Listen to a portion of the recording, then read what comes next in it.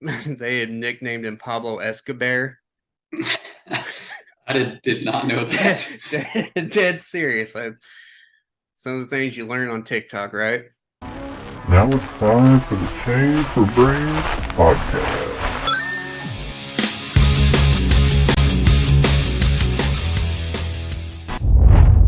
Hey, everybody, and welcome to the Change for Brains podcast. Just your average show with two normal guys who share their nickel and dime thoughts on various subjects. And even though we may be a few coins short of a dollar, if you know what I'm saying, at the end of the day, you just got to ask yourself, does any of it make sense? My name is Jeremiah. I'm your host. I'm here with my co-host, Chris. Chris, how you doing? Hey, doing pretty good. Good deal. So this first episode we're just going to kind of let you guys get to know us a little bit and talk about a few modern things that are going on. And then as episodes progress, we're going to get into more and more details. So with that said, let me first reintroduce myself. My name is Jeremiah. Um, I'm a pretty average guy from Southern Illinois, born and raised. Like sports. I like movies. I like food, as you could probably tell. And I watch way too much YouTube. I watch way too much Hulu, and just like everybody else, stream way too much stuff. Chris, how about you? Hey, so my name is Chris. I'm from West Tennessee. I'm a huge movie fanatic. I spend way too much time at the movie theaters. So I watch just about every movie that comes out. Huge sports fan. Stay pretty loyal to local teams there. So Memphis Grizzlies, Tennessee Titans, Vols. So those are the big things. Teams. As far as I guess another hobby, I also spend way too much time doing sports betting. So those are my big things.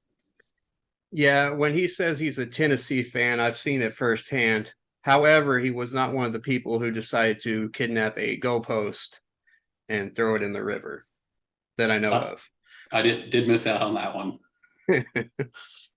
I've never understood that, with sports fans, which, like I said, I'm a fan of sports and I like some teams here and there. I don't really have a favorite, but even if I did, I don't think I would burn down the city or climb up a pole or steal a field goal post and throw it in the river if my team won or lost. I've just never understood any of that. Have you? I've never had that urge. I mean the Vols Alabama game obviously was huge and something that hasn't happened in forever. But yeah, still haven't had that urge. Yeah, and that was played everywhere after that happened, which it was a big win. I mean, congratulations to them. I mean, it was a good game. I mean, from start to finish. But yeah, with sports, man, it's there's some people that are just different breeds. Like that whole when the Eagles were winning there for a while, you'd see people climbing up light poles, and I don't know if you've seen the one video where people fell through the glass at a bus stop. There was like 30 people up on top of the glass at a bus stop, and it gave way. But I mean, that's people are passionate about their sports. And speaking of sports, I've said sports about 8 times. Uh, I watch a lot of boxing, MMA. So do you. More MMA than boxing. But something interesting is there's a young man by the name of Jake Paul that has gotten into boxing recently in the past probably 3 or 4 years. And a lot of people have doubted this guy, said he hasn't fought a real boxer, which I understand. But he has beat some pretty decent MMA guys. I would say, yes, Ben Askren was a wrestler, didn't have any stand up game. Nate Robinson was a basketball player who had no reason to be in there. But Tyron Woodley was a decent striker. He was more of a grappler than a striker, but he was welterweight champion for a few years there. And then he beat Anderson Silva. And I don't care if it's a 47-year-old Anderson. The average guy's not beating him. But this weekend, he is getting in finally with a real boxer by a guy by the name of Tommy Fury, which you may know the last name because Big Brother It's none other than Tyson Fury, the world heavyweight champion, and I forgot how many different organizations, possibly the greatest heavyweight of all time, arguably. I mean, there's several names that could be thrown out there. But Chris, my question to you is, do you really think Jake Paul beats Tommy Fury, or do you think Tommy embarrasses him? I've been hearing some interesting things over the last couple of weeks. I'm not sure if you've actually heard of some of the articles coming out about Tommy supposedly breaking some jaws and training camps and stuff. And again, I have to question how that's a real thing that's really happening. As you said, I mean, this is the first time that Jake has actually fought a real 100% boxer. I'm agreeing with you in the fact that the Anderson Silva fight, I mean, that I think that demonstrates that he is legit. Silva obviously is, I think, can compete with real boxers. Before that, I was one of the doubters, but he's definitely proven that he's legit. And I mean, Tommy doesn't have just a crazy, record. I mean, he hasn't fought like the best of the best either. I mean, I think this should actually be a pretty even matchup. But I'm leaning towards. I think that Jake's gonna win this one. Yeah, Tommy actually has a better record than Jake does. I believe he's 8-0 or 8-0. But like you said, he hasn't beaten anybody that I really know that's a big like. And that's the thing. Everybody, there's still some doubters saying that Anderson Silva, it's a 47-year-old Anderson Silva. I'd like to see a kid, an amateur pro try to get in, or an amateur going pro try to get in there and beat Anderson Silva. Didn't Anderson beat a former heavyweight boxer? He did. Before? I can't remember the guy's name, but yeah, he did actually beat I think a former champion. Yeah, I mean, and that was like right before Jake. So, and the thing is with this whole Jake and Tommy thing, it's not like Jake hasn't tried to fight Tommy. That's the thing. Everybody's saying Jake avoids pro boxers. Now, has he handpicked a few fighters before to make a name for himself? Absolutely. But I look at it this way. Is there any pro boxer that didn't fight several tomato cans on their way to becoming world champion? I think that's part of boxing. I think they all had those records before they eventually start taking some bigger fights. So I think that's not just Jake. I agree. That's everybody. Yeah, exactly. That's what I'm saying. Now UFC is different. In MMA, you get into top 15, you're getting thrown to the wolves. So it is what it is. But yeah, I think it's going to be a decent fight. Tommy, I mean, he's in shape. They're about the same height, same weight, same reach. So there shouldn't be any excuses once this fight's over. And with the talks of them saying that the whole family's going to disown Tommy and that he's going to have to live over in Dubai if he loses. And I was like, I don't know if I take it that far, but I do think Jake ends up winning it. So with that said, Jake Paul, boxer. Now he has an older brother. I don't know if you've heard of this guy or not, by the name of Logan Paul. He used to actually be a boxer. He's considered a pro boxer. He has his pro boxing license, but he's only fought a guy by the name of KSI, who's kind of a pro boxer, and then another no name that you may have heard of by the name of Floyd Mayweather.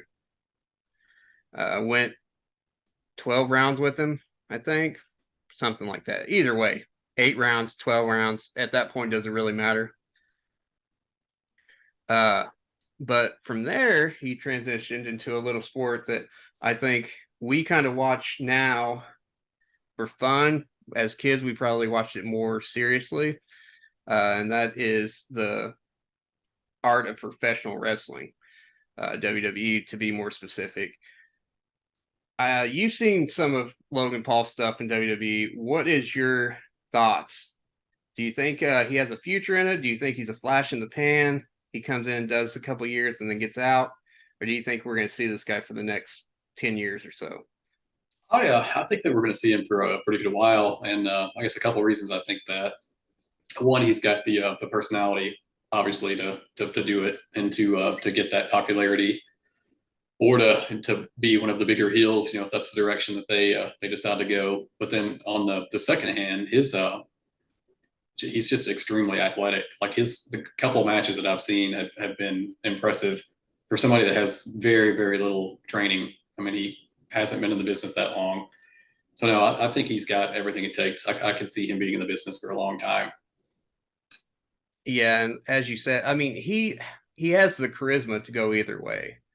He could be a face or he could be a heel. And when he first started, it seemed like he was going to be a heel because he started out with the Miz, and then they had the Miz turn on him, and then he kind of went face there for a while. But now it seems like he's turned back into a heel, attacking Seth Rollins and setting them up for a WrestleMania match, or at least that's the way it looks like it's going. We'll have to wait and see. But with the Paul brothers, I will say this: a lot of people hate those guys. I'm not a big fan of all their stuff. There's some stuff they've done behind the scenes that is controversial, but they've been boxers, they've been wrestlers, they've also been movie stars, which is crazy when you think both these guys are like 27 and below. I mean, when I was 28, 29, I know I hadn't did anywhere near that much. What about you? No, definitely not. I mean, it's impressive, no doubt about it. Right. So now I said that they both have been in movies. So from there, I think it's a good time to transition into our next segment, which is movies, reviews, thoughts, whatnot. I think I'm going to hit you with a couple lines from some movies, and let's see if you can name them. And the first few that we're going to do of this, I'll probably do 2 per podcast just to start off till they get harder. And we'll see how you do there. And then I'm going to pass it over to you to do a movie review for the week, and we'll go from there. So the first movie line I'm going to go with is Luke, excuse me, Luke, I am your father. So it's a tough one. I'm just gonna give you I guess the trilogy The that this is part franchise of. name. I'm just gonna go with Star Wars. Yeah. And leave it at that. Now I'm going to need the name, the time of the movie, down to the second. And then the second one, again, I'll be back. It's gonna be Terminator. Yeah. Again, that's a really, really tough one. But like I said, the first few are going to be softballs. And I was going to say, if you can't get those, I'm just going to wrap this section up, throw it in the trash, and start over. So anyways, with that said, Chris, you're the movie buff. You've been to how many movies in your lifetime? I mean, I would probably probably go to the theater probably 5 times a month, and obviously probably watch a movie just about every day. So Yeah. there's no telling. Like I said, I really think you should be your own, or you should be a movie critic. But actually, we have the platform for you to be right here. So with that said, I'm going to pass it over to you and let you do your movie review for the week, and let us know what movie you recommend, don't recommend, and then kind of give us the rating. All right, so this one, I'm going to actually pick a movie that actually came out in theaters, I think late last month, but it actually has already transitioned to video on demand. It wasn't a wide release. Unfortunately, I didn't get to see this one in theaters. It didn't come to the area that I'm in. I would have had to travel about 2 hours to go watch it. So I did wait on this one. Did notice it was on Amazon. So I actually purchased this one yesterday. The movie I'm talking about, it's Infinity Pool. So I've kind of become a big Mia Goth fan after Pearl and the movie X. Pearl is, if you haven't seen it, I mean, she's amazing in that movie. So I've kind of become a pretty big fan of her. So I wanted to check out Infinity Pool. So just in case you haven't seen the like a trailer or have any clue what it's about, so there's a couple that's vacationing. It's like a beach vacation, and there's a fatal accident where somebody's killed, and just the events that happen after this in the other country that they're visiting. It is probably the craziest movie that I've probably witnessed in my life. And at times, like I felt like I might have taken acid and like forgot about it or something as I was watching this, because it definitely felt like I was on drugs for part of this movie. Um, but it's so the director for this one was Brandon Cronenberg, and the actor is Alexander Skarsgård, I believe, and then Mia Goth. But it's definitely, I definitely recommend watching it. If I were going to rate this one on a scale of, I guess, basically 1 to 100, I would probably give this one maybe 75. So maybe 75 cents out of a dollar. Nice. That's a pretty solid rating. Now, I mean, I would say, yeah, if you're going to give it like a 90 cents out of a dollar, it better be something like of in-game worthy, Right. you know.